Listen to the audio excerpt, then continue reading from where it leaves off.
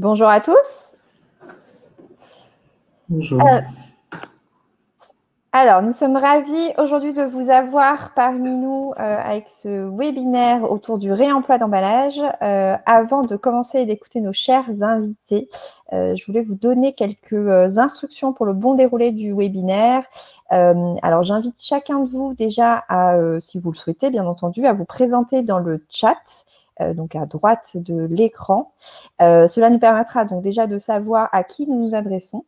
Et vous pouvez également détailler, si vous le souhaitez, un peu plus sur où vous en êtes sur la question du réemploi d'emballage et ce que vous attendez de ce webinaire. Voilà. Le chat sert vraiment à discuter, du coup, n'hésitez pas à l'utiliser. Il y aura une session donc, de questions-réponses à la fin du webinaire avec les intervenants. Nous vous invitons à poser vos questions au fur et à mesure, mais plutôt dans la section donc questions et pas dans chat, s'il vous plaît. On va les compiler et les poser à la fin. On va essayer de répondre à un maximum de questions, bien entendu. Et pour celles où on n'arrivera pas à répondre parce qu'on ne pourra pas tout traiter, on vous répondra après le webinaire tant qu'on pourra le faire et on s'engage à le faire. Du coup, pour ceux qui ne me connaissent pas encore, je suis donc Shu Zhang et j'ai cofondé donc Pandobac avec Anaïs donc qui est également présente avec moi aujourd'hui. On est parti d'un constat assez simple. Voilà, Anaïs du coup. On est parti d'un constat assez simple qui est qu'aujourd'hui, la très grande majorité des emballages utilisés, donc que ce soit des emballages de vente, de conditionnement, de transport, sont des emballages à usage unique et qu'on ne peut plus continuer à vivre dans cette société du tout jetable. Il doit y avoir une solution alternative et c'est exactement pour ça qu'on a créé Pandobac pour proposer une alternative qui est celle du réemploi. Du coup, on a acquis donc depuis notre création une expertise sur tous les sujets du réemploi qui vont donc du choix des bons contenants, leur lavage, leur suivi, leur collecte et également tout ce qui est transport, retour. Et ces expertises sont vraiment des expertises terrain puisque nous avons créé et opéré depuis notre création plusieurs systèmes circulaires de réemploi d'emballage partout en France et sur plusieurs types d'emballage. Ça va de l'emballage primaire de conditionnement jusqu'aux emballages tertiaires de transport. On a pour le moment du coup remplacé environ 300 000 emballages jetables depuis notre création et on ne compte pas s'arrêter en si bon chemin. Pourtant, le réemploi peut faire peur. Effectivement, il y a beaucoup de questions qui se posent et qui peuvent freiner son adoption. Donc, par exemple, combien cela va coûter, quelles implications sur l'opérationnel, sur les process existants, comment bien protéger le produit et les consommateurs, et plein d'autres questions, bien entendu. Et donc, avec Pandobac, on essaie vraiment et on vous aide à répondre à tous ces questionnements pour accompagner et faciliter la transition vers le réemploi.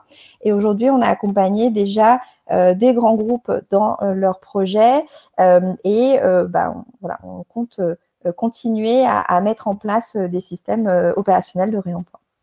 Alors aujourd'hui, donc sur ce webinaire, on voulait vraiment mettre en lumière deux entreprises qui se sont mises au réemploi de leurs propres chefs et qui sont vraiment attaquées à ce sujet-là et les faire témoigner sur leur expérience depuis donc l'origine de leur projet en passant par leur construction jusqu'aux difficultés rencontrées et comment ils ont pu les surmonter. Pour nous, donc, le réemploi est vraiment une alternative très sérieuse à l'usage unique et j'espère du coup que ces témoignages vous donneront de l'inspiration et de la motivation pour passer le cap. Alors, normalement, donc, il y avait Sophie Nguyen de Citeo qui devait intervenir là pour vous présenter un petit peu tout ce qui est les tendances actuelles du réemploi, sa vision du réemploi chez Citeo, etc. Comme c'est du direct, il y a des aléas du direct. Elle a eu des problèmes pour se connecter. Du coup, on va commencer directement par le témoignage du coup de Alice de Valrhona et de Nicolas de Biocop. Et je vous prie du coup de juste nous permettre de pouvoir passer aux bonnes slides. Désolée, parce que l'ordre était le bon. Et j'invite du coup Alice pour commencer à se présenter. Merci déjà beaucoup à vous deux d'avoir accepté de témoigner donc, sur votre expérience du réemploi. Comme je disais, j'espère que ça va inspirer d'autres projets. Donc Alice, peux-tu déjà commencer par te présenter et nous expliquer un peu l'origine du projet?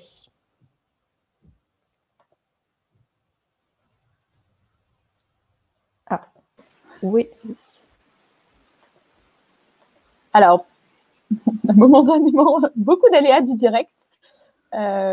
Du coup, Alice, peut-être qu'on peut commencer. Alice, pardon, c'est bon, vous m'entendez? C'est bon, parfait. Ouais. Je suis désolée, j'ai une petite difficulté de connexion moi aussi. Merci beaucoup Chou et Anaïs pour l'invitation et pour me donner l'opportunité de parler de ce projet chez Valrhona. Donc moi, je travaille chez Valrhona depuis 5 ans maintenant au sein de l'équipe RSE. Je travaille sur différents sujets liés à la RSE, à l'engagement des collaborateurs et à l'environnement. Depuis maintenant 2 ans, je travaille sur le sujet du réemploi. Et donc, si je voulais vous parler de ce projet-là aujourd'hui, c'est aussi beaucoup. On a vraiment envie de trouver d'autres acteurs du réemploi et du food service qui auraient envie de collaborer avec nous sur ce sujet-là. Donc, si jamais vous êtes intéressé, n'hésitez pas à me contacter. Donc, je vais commencer rapidement par vous présenter un peu Valrhona. On est connu, mais pas toujours tant que ça. Donc, Valrhona, on est un chocolatier situé dans la Drôme, à Tain-l'Hermitage précisément, donc depuis bientôt 1 an. Notre cœur de métier, c'est de fabriquer ce qu'on appelle des couvertures de chocolat. Donc, c'est du chocolat pour les professionnels, donc vos boulangers, vos pâtissiers, vos restaurateurs. On a vraiment à cœur d'imaginer le meilleur du chocolat à chacune des étapes de notre chaîne de valeur, que ce soit dans la sélection des cacaos, dans la création des goûts et des profils aromatiques vraiment très, très diversifiés, et d'être dans le partage des savoir-faire et de la préservation des savoir-faire avec nos clients. Depuis l'année dernière, on est devenu Bicorp et on a décidé collectivement avec toutes nos parties prenantes que notre mission, ça serait ensemble faisant du bien avec du bon. On a vraiment à cœur d'impulser un mouvement collectif qui rassemble tous les acteurs du cacao, tous les acteurs du chocolat et tous les acteurs de la gastronomie pour à la fois créer une filière cacao plus juste et plus durable, mais aussi une gastronomie qui soit à la fois responsable et créative et inclusive. Une fois que je vous ai dit tout ça, et une fois que j'ai dit tout ça à mes clients, à mes commerciaux, c'est très bien, mais eux, ce qu'ils voient à la fin de la journée dans les laboratoires de leur restaurant, de leur pâtisserie, c'est nos emballages. Nos emballages, vous les voyez sur cette slide. C'est un sac de contenance de 3 kg, qui est un plastique complexe, donc qui allie à la fois de l'aluminium et du plastique, et qui du coup n'est pas du tout recyclable. Donc, c'est bien d'être une entreprise engagée, de vouloir faire plein de choses sur ces sujets-là, mais c'est vrai que même si l'emballage ne pèse pas pour beaucoup dans notre bilan carbone, l'essentiel de notre impact environnemental n'est pas là, mais c'est ce qui est le plus visible pour nos clients et pour nos consommateurs. Et donc, c'était évident pour nous, chez Valrhona, qu'il fallait faire quelque chose sur ce sujet-là. Donc voilà, une problématique environnementale, mais cette problématique environnementale, pour convaincre tout le monde en interne chez Valrhona qu'il fallait travailler dessus, on a aussi eu à cœur d'en faire une problématique plus grande que ça. Notre emballage, il avait d'autres problèmes, il créait d'autres points de douleur chez nos clients. Et donc, on a décidé de faire de cette problématique une problématique aussi d'expérience client. Super, merci. Juste pour finir sur cet aspect-là, en gros, ce projet-là, on l'a imaginé en co-création totale avec nos clients et c'est avec eux qu'on s'est fait cette conviction-là qu'il fallait qu'on améliore notre expérience client, mais dans une logique de réemploi, dans une logique d'économie circulaire, avec l'idée que c'est nous, Valrhona, qui devons assumer une pleine responsabilité de nos déchets. Voilà. Merci beaucoup. Et est-ce que du coup, tu peux nous dire un peu plus sur en quoi consiste donc, exactement le projet et l'expérimentation que vous avez en cours? Oui, carrément. Du coup, on s'est dit, c'est bien, on travaille sur la recyclabilité de nos emballages par ailleurs, mais finalement, le réemploi, ça paraît être la meilleure solution sur le plus long terme. Et donc, concrètement, l'idée, c'est de conditionner nos chocolats plus dans ce sac en plastique jetable, mais dans un bac en plastique réutilisable, de livrer nos clients sous ce conditionnement-là, de récupérer les bacs une fois que le chocolat a été utilisé par nos clients de les laver et de les réemployer et donc de les remettre en service chez nous, chez Valrhona. L'année dernière. Ouais, pardon, j'ai un petit problème de connexion, vous m'entendez toujours? Ouais. On a commencé à faire tout ça en décembre l'année dernière avec 6 clients lyonnais. Il devait être 10 à la base, mais comme il y avait 4 restaurateurs, on est parti avec 6 artisans pour l'instant. Donc, c'est sur 2 références de chocolat, un noir et un lait. Donc, c'est un format 6 kilos. On a livré plus de 700 kilos aujourd'hui dans les quelques mois qui viennent de s'écouler sous ce format-là. Et globalement, ça se passe très bien. Alors, on est en mode assez dégradé parce que comme vous pouvez le voir sur la slide, c'est moi-même et mes collègues qui allons pour l'instant chez nos clients récupérer les bacs vides pour ensuite les laver et les réutiliser. Mais globalement, pour les clients, ça se passe hyper bien. Ils sont ravis, ils sont contents quand on leur fournisse en fait une solution clé en main pour eux être plus engagés et plus éco-responsables. Et on a réussi à pas dégrader du tout l'expérience client pour eux et ils trouvent ça plutôt plus pratique que la solution précédente. Génial. Je vais passer à Nicolas, du coup. Donc, Nicolas, bienvenue de Biocop. Peux-tu donc également te présenter et nous expliquer en quoi consiste donc ton projet de réemploi? Merci, Chou. Donc, je suis chargé de la R&D sur les questions emballage chez Biocop et je m'occupe plus particulièrement d'un projet autour du réemploi des emballages ménagers. Peut-être quelques mots sur Biocop. C'est un réseau de magasins sous forme de coopérative. C'est un réseau qui regroupe des magasins, effectivement, mais aussi d'autres sociétaires côté production, avec des coopératives agricoles, avec des consommateurs, et puis aussi les salariés de notre entreprise. Le réemploi chez Biocop, il s'inscrit dans une démarche sur le zéro déchet et des objectifs assez ambitieux que nous sommes fixés sur ce point-là, puisque nous avons fixé l'objectif d'avoir 50% de nos emballages sous la forme zéro déchet. Qu'est-ce que ça signifie? Concrètement, ça signifie qu'on veut distribuer sous forme de vrac, sous forme d'emballage rechargeable ou sous forme d'emballage réemployable, le sujet du jour, nos produits dans nos magasins. Je ne parle pas du deuxième objectif qui était la recyclabilité, mais qui est un objectif pour nous basique et l'ambitieux reste le réemploi. Le réemploi, alors la genèse du projet Chou est assez simple. Comme le disait Alice, l'emballage, ce n'est pas le plus gros impact sur la partie de notre activité, mais c'est celui qui cristallise souvent les attentes environnementales. Donc on est parti du constat qu'il fallait mesurer déjà ce que étaient nos impacts liés à l'emballage et on est arrivé à quelques chiffres qui sont assez marquants. Le premier, c'est qu'un produit sur 10, il est conditionné dans un emballage en verre. C'est assez faible, assez important par rapport au reste du marché, mais c'est assez faible chez Biocop. Mais par contre, c'est 1 sur 10 produits emballés en verre représente quasiment un tiers des impacts environnementaux du fait qu'on utilise un matériau qui est le verre, très énergivore et qui représente des tonnages d'emballage mis sur le marché assez élevés. Donc de ce constat, il fallait trouver des solutions pour réduire notre impact et on aurait pu choisir de la réduction à la source, réduire le poids d'emballage en verre mis sur le marché, ce genre de choses, et on a plutôt opté pour travailler sur l'usage de ces emballages-là et sortir de l'usage unique pour converger vers le réemploi et envisager le réemploi du verre et des emballages ménagers en verre. Et pour ça, sur la diapositive d'après, on a dû créer ou réinventer, remettre en place une boucle. Et cette boucle-là, elle est super importante et c'est ce qui anime la plupart du temps les projets de réemploi parce qu'elle va faire intervenir tout un écosystème. Pandobac, par exemple, un producteur comme Valrhona, mais aussi un distributeur de produits comme nous.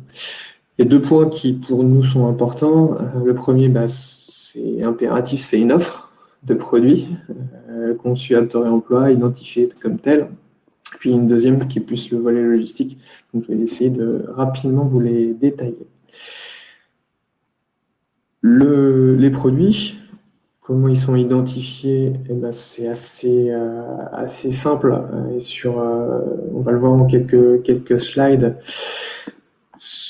Tout d'abord, il y a un pictogramme, donc rapport TEMP1 pour réemploi sur la slide qui vient, qui était un premier jet pour nous. Et vous allez comprendre dans la conclusion, qui permettait de penser grand sur la question du réemploi et de sortir d'une logique géographique assez limitée et de pouvoir avoir des produits nationaux conçus, aptes au réemploi et identifiés tels quels. Donc ça, c'est un travail qu'on a fait en collaboration avec l'association Réseau Consigne et Citeo, sur lequel on a pu avancer sur la signalétique. Une fois qu'on a fait la signalétique, en parallèle, évidemment, on a travaillé aussi la technique. Et la technique, c'est définir des standards d'emballage aptes au réemploi. Parce que chez Biocop, l'objectif, c'était que le réemploi soit accessible à tous et pour tous. Donc, c'est tous les producteurs à une échelle locale ou nationale, et non pas un modèle qu'on peut connaître par exemple en CHR avec des modèles d'emballage propriétaires d'une marque qui ne sont utilisés par une seule et même marque. Donc ça, c'était le premier jet. On a défini du coup des standards, on va dire, nationaux côté bouteille pour qu'on puisse envisager leur emploi à ces échelles-là. Puis si on continue dans notre partie technique, évidemment pour évoquer du réemploi, il y a des impacts côté producteur. Et avec des partenaires motivés, on a dû revoir certains points, les points suivants. Forcément la bouteille, on vient de le voir, mais aussi la technique sur l'étiquette pour qu'elle puisse se laver, les types de marquage, les types de bouchage pour en faire un hommage apte au réemploi qui pourra couvrir plusieurs heures boucles. Donc voilà le cheminement d'un point de vue technique et opérationnel sur la partie offre, et ce qui nous a conduit on est le 31, mais demain on sera le 1er, et c'est pas une blague, on lance le premier produit à marque de Biocop conçu apte au réemploi, donc ce sera le pétillon de fruits, et il y en a d'autres qui suivront. Notre objectif, c'est d'atteindre à la fin de l'année environ 300 000 bouteilles conçues aptes au réemploi. Et puis, ça dépendra aussi du taux de collecte, mais avoir autant de vie et de seconde boucle offert à ces bouteilles. Donc voilà pour la partie offre.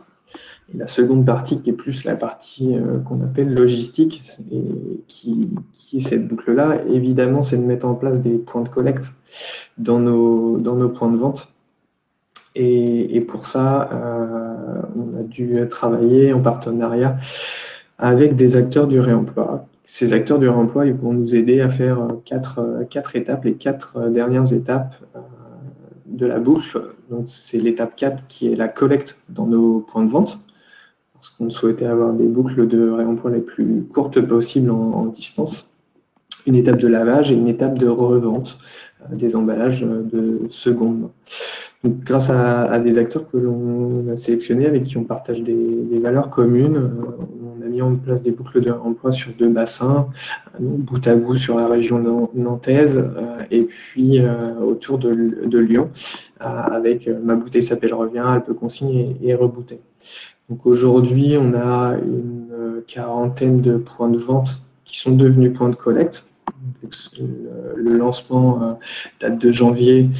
Donc on a déjà 40 points de vente. L'objectif, c'est qu'à la fin de l'année, on en ait 200 dans nos magasins. Donc on a un objectif de croissance sur cette partie-là, parce qu'il y a 3 ans, notre objectif très clairement, c'est d'avoir 100% des magasins Biocop à point de collecte, et puis 100% de l'offre des produits à notre marque conçus comme aptes au réemploi lorsqu'ils sont ouverts. Super, merci beaucoup Nicolas. Je vais repasser du coup la main à Alice. De ton côté, est-ce que tu pourrais nous partager un peu les gros défis que vous avez dû rencontrer pendant le projet, lors de la création du coup de l'expérimentation et de toute la construction du projet, et comment vous les avez abordés? Oui, complètement. Alors, globalement, nous, le premier défi majeur qu'on a rencontré, c'est celui du contenant. On avait besoin d'avoir un contenant qui soit à la fois hermétique pour protéger au mieux notre chocolat, est suffisamment solide pour pouvoir faire le plus de boucles de réemploi possible. Et en fait, aujourd'hui, on n'a pas trouvé ce contenant sur l'étagère disponible dans un format standard.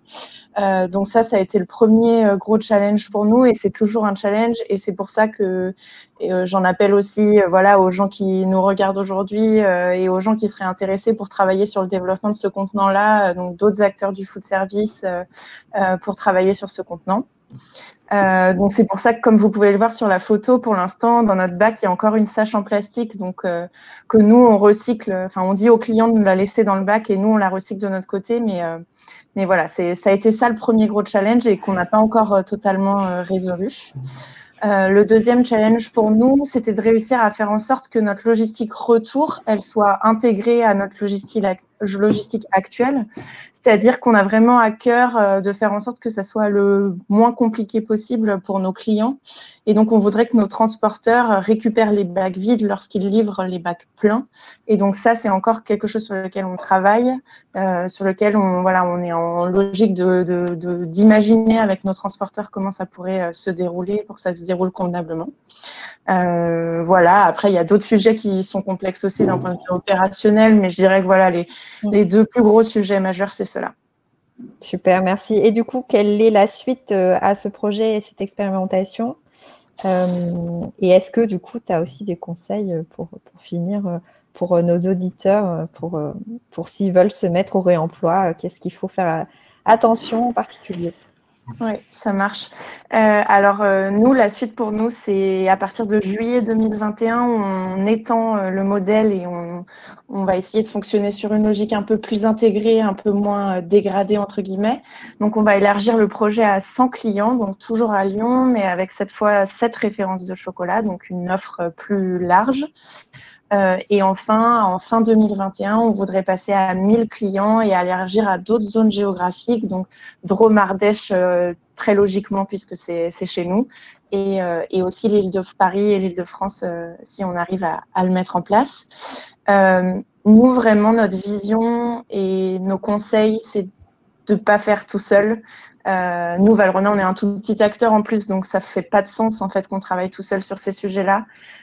Pour moi, les modèles de réemploi, et c'est ce qu'on pense tous chez Valrhona, ils tiennent la route et ils fonctionnent que quand ils sont mutualisés entre plusieurs acteurs, que ce soit pour imaginer le contenant ou imaginer la logistique. Donc vraiment, mon conseil, ça serait cette logique de co-création et même, voilà, pour nous, la concurrence, elle fait plus vraiment de sens quand on travaille sur ces sujets-là. Donc vraiment être dans une logique de compétition et voilà. Merci beaucoup. On va repasser du coup à Nicolas, un peu les mêmes questions, plutôt sur, voilà, tu as un peu décrit toutes les problématiques donc assez techniques, logistiques, mais pour toi, donc, quels ont été vraiment les plus gros défis, peut-être un ou deux, sur quoi il faut vraiment faire attention, et pareil, est-ce que tu aurais des conseils également à partager pour notre auditoire? Le défi principal, c'est une question d'échelle. Là, on était chez Biocop, le réemploi existe de longue date. Ce que je vous présente, c'est nouveau, c'est seulement à une échelle différente, puisque le réemploi existait déjà avec des producteurs locaux qui l'avaient eux-mêmes et conditionnaient eux-mêmes dans leur propre contenant. Nous, la volonté, c'était de porter à une échelle plus grande le réemploi à une échelle nationale, d'un point de vue géographique, mais aussi à une échelle d'offres plus grande et avoir de plus en plus de produits. Donc l'idée, c'était de montrer l'exemple. Voilà, on a déjà commencé avec un premier produit, il y en aura d'autres, et surtout de fédérer des conditionneurs, fédérer des acteurs du réemploi, des marques sur la question. C'est le challenge des prochaines semaines, mois sur le sujet, afin que le réemploi se concrétise et prenne une masse plus importante dans nos rayons pour qu'il soit visible, compris, connu par nos clients. Et puis le deuxième enjeu, je rejoins Alice, c'est aussi des questions de logistique. On veut une logistique efficiente, mais pas aberrante d'un point de vue environnemental. Donc, c'est trouver des boucles de logistique les plus possibles et les plus efficientes pour que le modèle soit vertueux d'un point de vue environnemental et économiquement viable également. Et si j'avais un conseil à donner lancez-vous. C'est la meilleure manière d'apprendre, de comprendre la plupart du temps. Et puis, si vous cherchez bien, je pense que vous faites déjà du réemploi d'emballage. Alors, peut-être pas d'emballage ménager, mais je pense que vous avez tous eu des palettes Europe échangeables. Et c'est un emballage réemployable, par exemple. Donc, vous en faites tous un petit peu et il faut juste pousser un peu plus loin et que ça prenne de plus en plus de sens. Comme aujourd'hui, je pense que ça fait sens de recycler ses déchets sur une entreprise, sur un lieu. Demain, ça fera sens encore plus fortement de réemployer certains éléments d'emballage. Super, merci beaucoup. J'espère que ça vous aura inspiré des choses. Et n'hésitez pas, comme je disais, à mettre vos questions donc à destination de nos intervenants dans la section questions. On pourra y répondre à la fin. Donc, merci encore Alice et Nicolas. On va passer du coup à Sophie qui nous a rejoint. On a dû donc inverser un peu les deux moments, disons, de ce webinaire. Donc Sophie Nguyen donc de Citeo, que nous avons donc sollicité pour nous éclairer un peu sur les tendances actuelles, les enjeux et problématiques principales donc rencontrées par les entreprises et sa vision du réemploi en travaillant donc au sein de Citeo. Donc merci beaucoup Sophie d'avoir accepté notre invitation et bienvenue. Est-ce que tu peux déjà commencer par te présenter, présenter un petit peu Citeo également. Je vais essayer donc de revenir au slide, mais voilà, je te laisse commencer. Merci Chou. J'espère que vous m'entendez. Je voudrais m'en assurer avant de me lancer parce que la technique n'est pas tout à fait de mon côté aujourd'hui. Parfait, on t'entend. Ok, super. Je m'appelle Sophie Nguyen et je suis responsable réemploi et vrac chez Citeo. Citeo, c'est une entreprise dont le nom n'est peut-être pas connu de tout le monde, mais dont les activités font partie de notre quotidien. C'est l'entreprise qui coordonne la fin de vie des emballages et des papiers. Pour les emballages, il s'agit des emballages ménagers. Donc concrètement, le couleur du bac peut changer en fonction du lieu où vous vous trouvez, mais c'est les activités de bac jaune qui assurent la collecte, le tri et le recyclage de tous les emballages et des papiers qui sont mis sur le marché. Donc, concrètement, Citeo, c'est 30 000 clients, c'est-à-dire les metteurs en marché de biens de grande consommation que vous trouvez en linéaire, qui finance à travers une contribution cumulée qui atteint 800 millions d'euros annuels et qui ensuite sert à financer par les collectivités toute la collecte et le tri des emballages et des papiers. 250 collaborateurs répartis sur tout le territoire puisque ce sont des activités qui ont des déclinaisons opérationnelles sur tous les territoires. De façon un peu plus concrète, c'est à peu près 8 millions de tonnes de matière qui est récupérée pour être recyclée et à nouveau utilisée en production d'emballages et de papier neuf. Et plus récemment, pour illustrer notre positionnement, Citeo, en novembre 2020, est devenue entreprise à mission. C'est un nouveau statut d'entreprise qui nécessite notamment de formaliser une raison d'être. Elle est un petit peu longue, mais concrètement, notre cœur de métier, c'est vraiment d'être au plus proche des acteurs économiques, les metteurs en marché, les distributeurs, pour produire, distribuer et consommer tout en préservant les écosystèmes, la biodiversité et les ressources naturelles. C'était pour vous donner une petite pièce d'identité de Citeo. Aujourd'hui, j'ai pas la main sur les slides. Tu peux les passer. Tu peux les passer. Alors, ouais, si tu cliques sur droite, alors, tu peux. Ouais, je le fais, mais tu peux. Ah oui, c'est ça. Merci. Ok. Alors, du coup, je vais revenir en arrière. Je fais ça. Concrètement, je vais aller assez rapidement sur cette matrice. Elle était quand même, j'avais vocation à la présenter en introduction. les solutions d'emballage, elles se diversifient beaucoup aujourd'hui. On peut agir en tant qu'industriel soit sur le contenu, c'est-à-dire le produit lui-même. Est-ce que je le propose à la consommation en préemballé, c'est la colonne de gauche, ou en vrac? Et dans le cas du vrac, c'est la colonne de droite. C'est le consommateur qui va décider de la quantité achetée. Et puis sinon, je peux aussi agir sur la solution d'emballage, donc le contenant qui va être utilisé pour ramener le produit chez soi. Cet emballage, il est a priori soit conçu à usage unique, soit conçu pour être réemployé. Et donc, on voit bien qu'aujourd'hui, une très grande majorité des solutions d'emballage, c'est la case qui est en haut à gauche, c'est du préemballé à usage unique. Et l'idée, c'est de vous illustrer que la tendance, c'est de développer toutes les alternatives, que ce soit le réemploi associé à du préemballé ou à du vrac. J'ai repris les textes officiels de définition de ce que c'est le réemploi. Je vous propose de ne pas rentrer dans ce niveau de détail, mais ce sont le Code de l'environnement qui définit le réemploi. Et je vais directement au slide suivant pour vous donner des indications sur le cadre réglementaire qui encourage c'est le développement de ces nouvelles tendances. La loi AGEC, anti-gaspillage et économie circulaire, prévoit plusieurs mesures pour développer les alternatives à l'usage unique. D'abord, la création d'un observatoire du réemploi qui n'a pas tout de suite encore été créé, mais qui devrait l'être avant la fin du premier trimestre 2021, donc une nouvelle entité pour suivre le développement de cette solution en France. La définition d'emballage standardisé, je vais y revenir. L'emballage standardisé, ça a été évoqué en filigrane dans les interventions précédentes. C'est vraiment un des leviers de développement du réemploi. Et puis, la formalisation de trajectoires, de stratégies et d'objectifs chiffrés. Les 3 R, c'est évidemment réduction, réemploi et recyclage.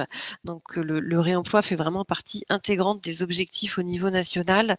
Les objectifs chiffrés qui ont été formalisés, c'est donc 5% d'ici 2023, des emballages mis sur le marché doivent être réemployés, et le double d'ici 2027, avec donc une contribution également du réemploi à la réduction des plastiques à usage unique. Donc, tous ces objectifs chiffrés, c'est ce que vous voyez dans les encadrés bleu, et c'est ce qui donne la ligne directrice et qui va encourager le développement du réemploi associé à des ressources supplémentaires. Je vous ai expliqué que nos activités concernent le financement du bac jaune. Il est prévu aussi que les activités de Citeo financent en partie le développement de solutions de réemploi. Donc, ce nouveau contexte, évidemment, s'illustre dans les pratiques. Donc, ça s'illustre dans les attentes consommateurs. Je vais aller relativement vite ici parce que je pense que vous êtes déjà sensibilisés en étant participant à ce webinaire. Dans les déclarations, de plus en plus de consommateurs attendent des solutions d'emballage qui soient plus durables, rechargeables, y compris le consigné pour réemploi. Et puis dans les faits, un des chiffres qui illustre cette tendance, c'est l'augmentation de la vente en vrac. Vous voyez que c'est vraiment une évolution exponentielle qui restait assez anecdotique pendant on va dire jusqu'au milieu des années 2010, et qui ensuite a vraiment connu un essor. Une autre manière d'illustrer cette tendance, c'est la pluralité et la diversité des acteurs qui proposent ce genre d'alternative à l'usage unique pour recyclage. Des metteurs en marché qui vont aujourd'hui bien au-delà de la boisson. La bouteille, c'est vraiment, ça a été pendant très longtemps l'emballage emblématique du réemploi. C'est plus du tout l'unique exemple. On va avoir des bacs, on va avoir des boîtes pour la restauration, des pots pour les produits frais. Donc vraiment, ça se diversifie en termes de segments de marché. Et puis les acteurs aussi, leur nature illustre cette évolution. des acteurs historiques comme les brasseries Météor et Bourbon ont été rejoints ensuite par des associations locales pour développer le développement, le réemploi. Et puis aujourd'hui, des acteurs qui se positionnent sur des solutions à répliquer sur tout le territoire, Pendobac étant une des illustrations. Le VRAC suit cette tendance également, mais je vais aller un petit peu plus vite sur cet aspect-là. Je voulais vous partager rapidement la vision que nous, on encourage. C'est vraiment d'avoir une complémentarité entre ces différentes solutions. Sur des sujets comme l'environnement, on a, je trouve malheureusement, pour faire émerger une solution nouvelle, tendance à l'opposer à une solution historique. Parce que les chaînes de production et les chaînes de valeur sont organisées comme elles le sont aujourd'hui en France. Nous, on croit vraiment à une complémentarité des solutions. Le réemploi associé à du préemballé, associé à du vrac, et pour des cas qui nécessitent de continuer à le développer, une solution à usage unique en privilégiant le recyclage. Aujourd'hui, le réemploi, le développement du réemploi, il fait face à des problématiques et à des thématiques qui sont très concrètes. On va avoir des sujets de ce que nous on appelle maillage territorial, comment toutes les solutions opérationnelles de logistique, de lavage, de récupération peuvent être répliquées sur l'ensemble du territoire, et c'est à travers ça uniquement que le réemploi pourra être une réalité globale sur tout le territoire national en travaillant sur ce maillage territorial des solutions opérationnelles. Un vrai sujet autour du modèle économique, puisque aujourd'hui on est à des stades d'expérimentation qui sont de plus en plus importantes, mais c'est une structure de coût qui est très différente de celle que l'on connaît aujourd'hui, et on doit craquer ce sujet-là. Un autre axe de travail et de recherche, c'est tout ce qui est nouvelles pratiques, avec un accent beaucoup sur le consommateur et les consommatrices. Comment est-ce qu'on les accompagne dans toutes les nouveaux gestes, la nouvelle relation à l'emballage qui doit se mettre en place et qui doit être adopté, puisque cet emballage, je ne vais pas le mettre dans un bac, je vais pas le jeter dans un bac pour recyclage, je dois le conserver et ensuite le ramener dans un lieu qui est souvent un lieu de vente. Et puis enfin, tout un pôle de sujets et d'enjeux très importants autour de l'industrialisation et notamment le lavage, puisque pour que ça fonctionne, il faut que les emballages réemployés fournissent les mêmes garanties que les emballages neufs. Comme ça, on peut faire toutes les rotations et tous les cycles qui sont nécessaires. Alors, je suis désolée, j'ai l'impression que mes slides passent deux par deux, donc tant pis. Les deux axes sur lesquels nous, on agit avec les acteurs comme ceux qui m'accompagnent aujourd'hui dans ce webinaire, c'est contribuer à développer des solutions performantes pour justement atteindre cette conformité réglementaire. Je vous ai parlé du contexte de la loi AGEC, on n'y est pas, il va falloir agir, il va falloir changer les pratiques. Un des leviers pour Citeo, c'est de soutenir du coup l'émergence de solutions. On a très récemment clôturé les candidatures d'un AMI, un appel à manifestation d'intérêt, co-signé avec l'ADEME pour soutenir des initiatives pour le réemploi du verre. Le communiqué de presse sort normalement demain. C'est pas non plus une blague, même si ça tombe un 1er avril. Et un premier enseignement, c'est vraiment que 100% des territoires aujourd'hui se mobilisent avec au moins un projet et plusieurs candidatures sur toutes les régions du territoire français, y compris dans les DROMCOM. C'est pas très facile de mobiliser, d'animer les slides. Un autre levier. On peut passer les slides si tu veux, Sophie. Il en reste plus que deux, c'est gentil, mais il en reste plus que deux. Un autre levier au-delà de l'expérimentation, j'en ai parlé un petit peu tout à l'heure et ça a déjà été évoqué, c'est la standardisation des emballages réemployables. L'article 65 de la loi que j'évoquais tout à l'heure le prévoit, hein, la définition de gamme standardisée pour les secteurs de la restauration, des produits frais et des boissons. les illustrations qu'on a mises, c'est vraiment pour dire qu'aujourd'hui, il y a déjà des initiatives de standardisation, mais qu'on doit aller plus loin pour permettre de faire émerger des standards sur tout le territoire, donc partagés par 100% des producteurs qui choisiraient cette solution d'emballage. Très concrètement, pourquoi est-ce que la standardisation, c'est un levier? Si vous réduisez la diversité des emballages à traiter, c'est-à-dire à récupérer, à stocker, à massifier et à laver, eh bien, c'est autant de potentiel pour massifier, pour rassembler tous ces flux. Puisqu'il y a moins de références, vous pouvez plus facilement faire des grandes masses. Et donc forcément, ça réduit les coûts et surtout, ça réduit les coûts environnementaux. Ça a déjà été évoqué, du coup, je pense que le sujet est assez clair. Je terminerai juste sur, j'en ai un petit peu, on en a beaucoup, ça a déjà été évoqué, hein, mais pour nous, l'avenir, c'est vraiment d'apporter 100% de solutions. Clairement, 100% de solutions, ça veut dire développer le réemploi lorsqu'il est pertinent et lorsqu'il fait la démonstration d'un équilibre économique et environnemental. Et pour ça, nos deux indicateurs de référence, c'est vraiment le changement d'échelle. Nicolas en a parlé. Plus il y aura de quantité et plus ce sera facile de développer des solutions adaptées. Et puis la performance environnementale qui doit en permanence rester l'indicateur de référence. Le réemploi, oui. Et à condition qu'il apporte une vraie plus-value environnementale. Je suis désolée, il y a du bruit autour de moi parce que je partage le lieu de la conférence. Voilà pour On moi. t'entendait très bien, Sophie. Merci beaucoup pour ces éclairages. On va passer du coup aux questions. Je vais laisser Anaïs du coup poser les questions aux intervenants. Oui, donc vous nous avez posé plusieurs questions et on vous en remercie. Il nous reste assez peu de temps, donc je vais essayer de synthétiser les deux sujets qui ont suscité le plus de petits votes sur les questions.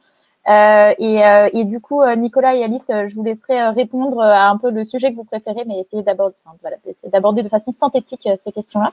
Il y avait une première question qui portait sur le coût à la fois environnemental et écologique et économique, du réemploi, et à la fois sur l'aspect logistique, lavage, en prenant en compte tous ces aspects-là.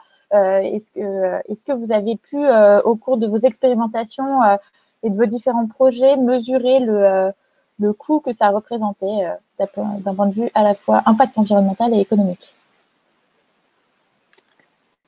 Nous, justement, chez Valrhona, c'est tout l'objet de l'expérimentation qu'on est en train de mener, c'est de chiffrer ce coût environnemental et ce coût économique. Donc, du coup, on va faire une analyse du cycle de vie dans le cadre de notre expérimentation avec les 100 clients pour être bien certain que notre solution, elle est plus vertueuse pour l'environnement et dans quelle mesure elle l'est réellement. Et pour la partie économique, de la même manière, c'est tout l'objet de l'expérimentation, c'est de construire le modèle économique qui nous permettra de rendre la solution viable. Ok, merci. Et enfin, alors, Nicolas, je ne sais pas si tu veux rajouter quelque chose sur ce sujet-là. Non, on est au même niveau, comme on l'a vu, on se lance. Donc, évidemment, on aura une mesure de notre impact environnemental pour s'assurer que le modèle est vertueux et puis surtout trouver les pistes d'amélioration et d'optimisation.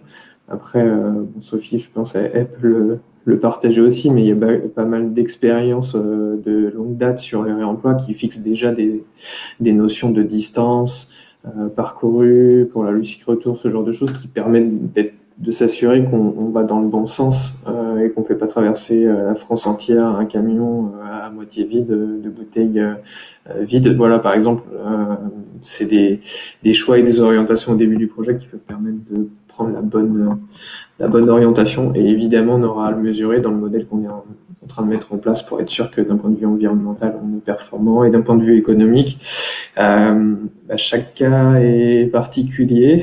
Chaque retravail d'emballage pour être apte au réemploi est particulier. Donc, pas de généralité sur cette question-là. Mais notre objectif, c'est que ce soit le plus proche de l'ISO coût versus usage unique d'un point de vue économique.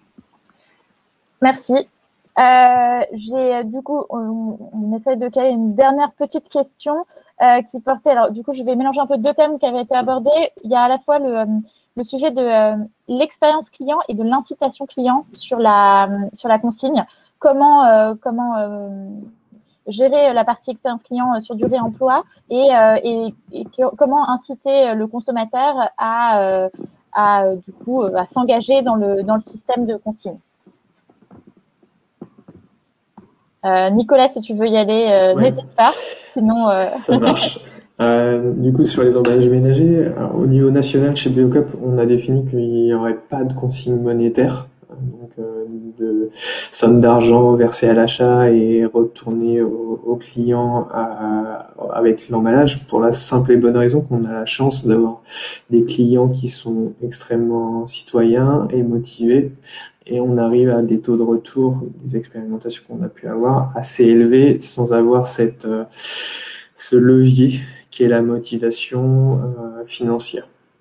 Après, clairement, il y aura certainement des avancées sur le sujet, de l'harmonisation nationale, et puis le constat qu'on fait chez Biocop est peut-être pas le constat chez d'autres distributeurs. Donc, on aura forcément à suivre des initiatives sur la consigne monétaire, mais pour le moment, elle n'est pas évoquée. Et puis, il peut y avoir tout un tas d'autres leviers mis en place pour augmenter les taux de retour.